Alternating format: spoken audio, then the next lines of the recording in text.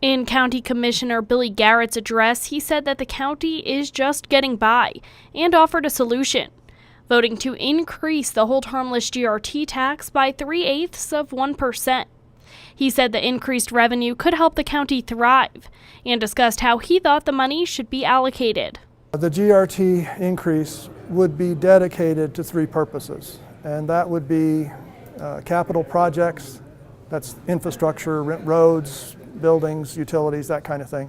The second part would have to do with economic development projects, and that has to do with the kinds of things that are needed to help support economic development in addition to the capital projects. And the third one has to do with actually improving the efficiency of county operations. Commissioner Ben Rawson responded at the County Commission meeting by saying that this would be the largest GRT tax increase in Dona Ana County history, and that since the increase for Spaceport America, every GRT tax increase voted on had been voted down. There have been at least 3 votes by the public on the gross receipts tax increase. Most recently on the transportation. Before that, there was a gross receipts tax increase on the ballot for Dona Ana County Soil and Water that was defeated as well. And prior to that was the funding for the 911 call center, which was also defeated by the voters. It's important, Mr. Chairman, as we sit here as representatives of our constituents, that we remember to listen to them. The Dona Ana County Commission will be voting on the Hold Harmless GRT tax increase on March 24th.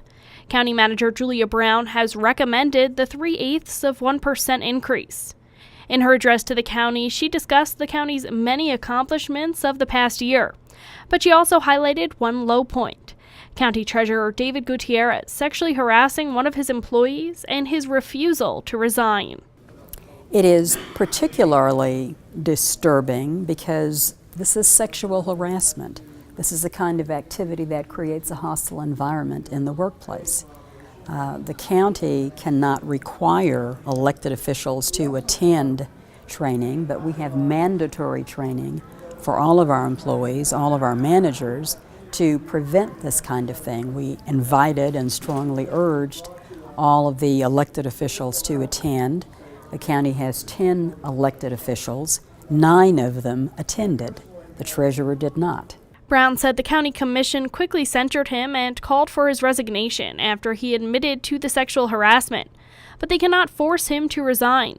Francis Williams joined a group protesting before the commission meeting, calling for his resignation. Every woman has the right to come to work, do her job, go home, take care of business, and she shouldn't have to deal with a person who doesn't respect her or her work as a professional.